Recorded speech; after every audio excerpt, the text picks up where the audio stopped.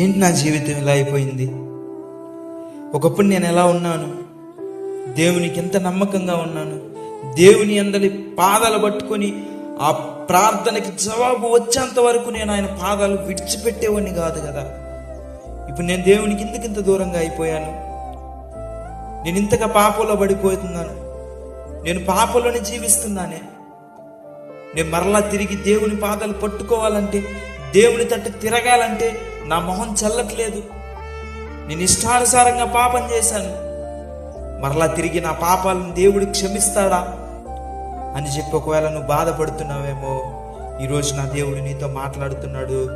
సామెతల గ్రంథం 24వ అధ్యాయం 16వ వచన భాగంలో రాయబడినట్లు, నీతిమంతులు 7 మార్లు పడినను తిరిగి లేచును, భక్తిహీనులు ఆపత్కాలమందు కూలుదురు అన్నట్లు ఈరోజు ఏ బిడ్డ అయితే దేవుని యందలి ప్రేమను కోల్పోతున్నానని బాధపడుతున్నాడో